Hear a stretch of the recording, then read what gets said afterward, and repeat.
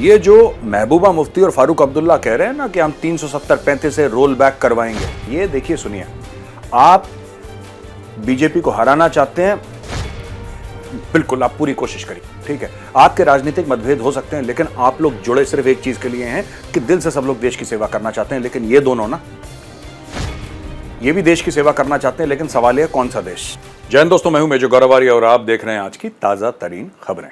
अच्छा, opposition parties की बात चल रही है कि ऑपोजिशन पार्टीज जो हैं वो बिहार में मिलेंगी और ऑपोजिशन यूनिटी के ऊपर एक बहुत बड़ा प्रोग्राम होगा, जहां पे ये जो 2024 के जो लोकसभा के चुनाव हैं उसके बारे में बातचीत करी जाएगी कि साहब हम एक होकर लड़ेंगे।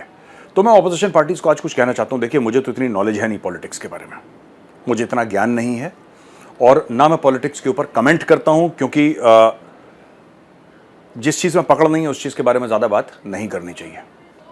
लेकिन मैं एक बात कहना चाहूँगा, जितने भी ये ऑनरेबल लीडर्स हैं ऑपोजिशन के, बड़े बड़े नाम हैं जिन्होंने अपना लोहा मनवाया और लोगों का कॉन्फिडेंस जीत के, इसमें से कई चीफ मिनिस्टर्स बने हैं स्टेट के और कई और भी लोग हैं, मैं सिर्फ एक चीज़ कहना चाहता हूँ, ये आप जो मिल रहे हैं यहाँ पे, ये आपका पूरा हक है और जिसको जनता जनार्दन का आशीर्वाद होगा उनमें से एक प्रधानमंत्री बन जाएगा। ऑल द बेस्ट, मेरी तरफ से दिल से तमन्ना है कि जिसको भी भारतवर्ष के जनता जनार्दन का आशीर्वाद है वो प्रधानमंत्री बने, वो सत्ता में आए, और ऐसे होना भी चाहिए डेमोक्रेसी में। लेकिन मेरी एक आपको राय कह लीजिए, इसको एक आम नागरिक की राय, ये जो महबूबा मुफ्ती और फारूक अब्दुल्ला कह रहे हैं ना कि हम 370-35 से रोल बैक करवाएंगे, 370-35 से हम लोग रोल बैक करवाएंगे, ये देखिए सुनिए, आप बीजेपी को हराना चाहते हैं, बिल्कुल आप पूरी कोशिश करिए, आपका पूरा अधिकार है। लेकिन ये जो बात कर रहे हैं ना महबूबा मुफ्ती और फारूक अब्दुल्ला, ये गद्दारी है, ये राजनीति नहीं है। तो मेरी आपसे हाथ जोड़ के विनती है कि आप इनसे दूर रहिए, आप इनसे दूर रहिए। ये कुछ नहीं करेंगे, ये आपका भी नाम गंदा करेंगे। ये आप बस देखिए, कोई भाजपा के खिलाफ बोलता है, मोदी जी के खिलाफ बोलता है, वो राजनीतिक बयान है और वो सारे राजनेता देते हैं, वो ठीक है।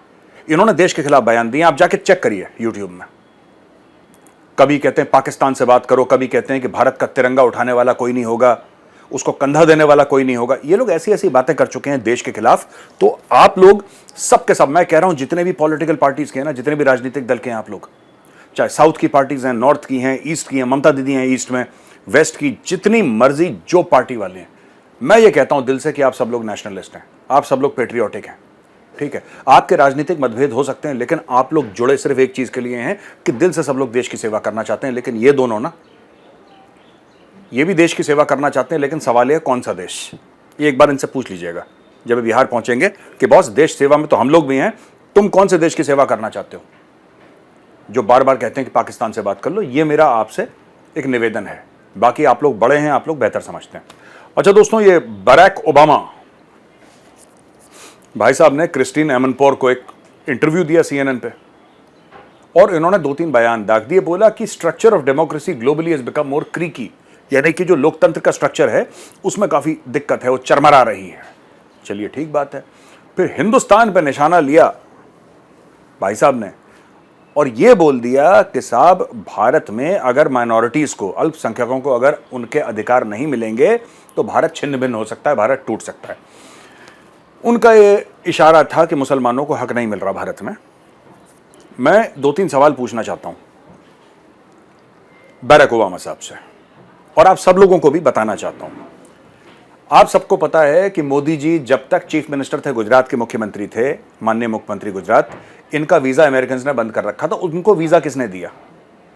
जब वो प्रधानमंत्री बने 2014 में भारत के, तो उनको वीजा किसने दिया? उस समय राष्ट्रपति कौन था अमेरिका का? ये भाई साहब थे, ओबामा।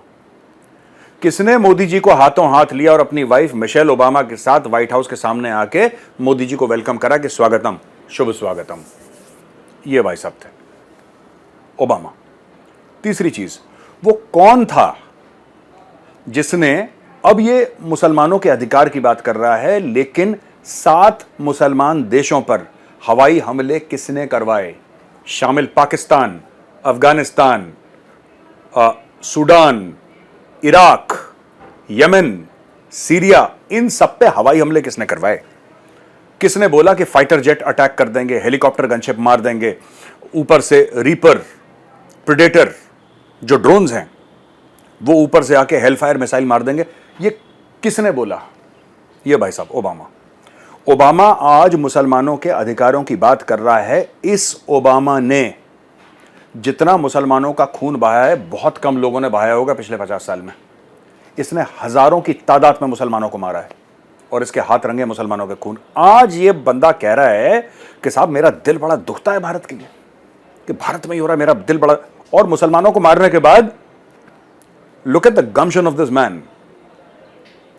आप देखिए इनका ये ओबामा जी का, ये भाई साहब सब कत्लो गारत करने के बाद, लोगों का खून बहाने के बाद ये कहां जाते हैं? ये जाते कहां पे हैं सोचिए। ये भाई साहब जाते हैं नोबेल पीस प्राइज लेने के लिए। इन्होंने नोबेल शांति पुरस्कार भी ग्रहण कर लिया इतने हजारों लोगों को मरवाने के बाद। आप समझ रहे हैं? अफगानिस्तान से ट्रूप्स हटते हैं, कम होते हैं, ये सर्ज के लिए साइन कर देते हैं, बढ़ाओ इराक में बढ़ाओ, अफगानिस्तान में बढ़ाओ, ट्रूप्स बढ़ाओ, ये सर्च के लिए साइन कर देते हैं। ये अकेले राष्ट्रपति हैं अमेरिका के इतिहास में जो कि 2 टर्म्स के लिए आए, 4 साल और 4 साल, टोटल 8 साल, और 8 के 8 साल वहां पे जंग रहा और बढ़ा कम नहीं हुआ। ये हैं शांति के मसीहा, ये हैं शांति दूत जिनको नोबेल पीस प्राइज दिया गया कि भाई साहब आपने कम मार दिए, लोग थोड़ा सा ज्यादा मारना चाहिए थे। और वो ओबामा ज्ञान दे रहे हैं भारत को कि भारत में थोड़ा सा मामला गड़बड़ है, थोड़ा सा गड़बड़ है मामला भारत में, यार भारत टूट जाएगा, मजा नहीं आएगा भारत में। ये ओबामा। तो देखिए बात ये है, और भारत में भी जो लोग हैं इसको बड़ा, जो उस वामपंथी विचारधारा के हैं कुछ कुछ लोग, तो इसको बड़ा उठा रहे। देखो ओबामा ने क्या बोला। ओबामा की यही तो तारीफ है, बोलता बड़ा अच्छा है ओबामा, मीठा मीठा बोलेगा और पीछे से छुरियां चलती रहेंगी। मीठा मीठा बोलते रहो, मीठा बोल चाल कभी कड़वी नहीं होनी चाहिए। मीठा बोलो छुरी मारो, मीठा बोलो छुरी मारो। शहबाज शरीफ में भाई ने क्या करा? भाई पहुंच गया फ्रांस, ठीक है, उसने ये बोला कि साहब अगर मोदी जी इज्जत पाने के लिए यूएस जा सकते हैं तो मैं पैसा पाने के लिए फ्रांस नहीं जा सकता? तो वो तो पा लिए इज्जत, इनको पैसा नहीं मिला, ये गए वहां पे अपना कटोरा लेके फ्रांस फ्लाइट पकड़ के। इसमें भी 2 बातें दोस्तों, और बड़ी तगड़ी बातें हैं। याद है आपको जो हजरत मोहम्मद साहब के खाके बने थे, कार्टून बने थे, जिसमें पूरा लाहौर जला दिया था पाकिस्तानियों ने?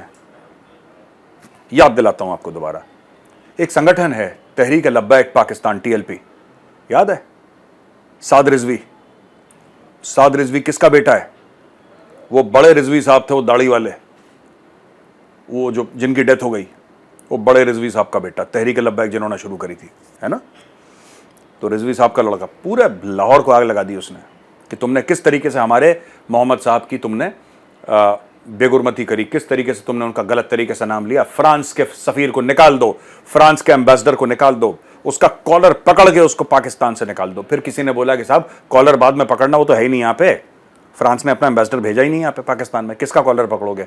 बंद करो इनका सफारत खाना, बंद करो इनका एम्बेसी, फ्रांस से सारे संबंध तोड़ दो, सब कुछ तोड़ दो, जो है सब तोड़ दो, फ्रांस के साथ कुछ संबंध नहीं होना चाहिए, ठीक है? बहुत बुरे लोग हैं ये सब। पाकिस्तानियों ने ड्रामा करा। जब पाकिस्तान में जलजला आया, पाकिस्तान में फ्लड आया, बाढ़ आई, तो फिर पाकिस्तानियों ने 320 मिलियन $US फ्रांस से पकड़ लिए। तब ये भूल गए खाके। अब यही पाकिस्तान का प्रधानमंत्री गया है फ्रांस, उसी फ्रांस को जहां पे, जिसको कह रहे थे ना कि खत्म कर दो सब इसके साथ, सारे रिश्ते खत्म कर दो, इन्होंने प्रॉफिट मोहम्मद के खाके बनाए हैं। अब वहां पे पैसा मिलने की उम्मीद है तो सब भूल गया। इस्लाम का नाम बुरा करा है, हजरत मोहम्मद साहब का नाम बुरा करा है, मारो काटो निकालो, सब भूल गए पाकिस्तानी। और अब इनका जो प्राइम मिनिस्टर है पहुंच गया अपना कटोरा लेके फ्रांस। तो भाई साहब ये पाकिस्तान है आपके लिए। अगर आपको समझना है ना पाकिस्तान, तो आप एक बात समझिएगा, कॉल और फेल का फर्क है पाकिस्तान में। कॉल और फेल क्या होता है? हिंदी में कहते हैं ना हम लोग, कथनी और करनी, दैट इज पाकिस्तान। ये कहते कुछ हैं, करते कुछ हैं। तो दोस्तों आज का वीडियो यहीं पे खत्म होता है। अगर वीडियो आपको पसंद आया हो ना, तो एक बार लाइक का बटन जरूर दबाइएगा। मैं फिर कल आऊंगा कुछ और आपके लिए बढ़िया ताजा खबरें लेकर। तब तक के लिए आप सबको जय हिंद।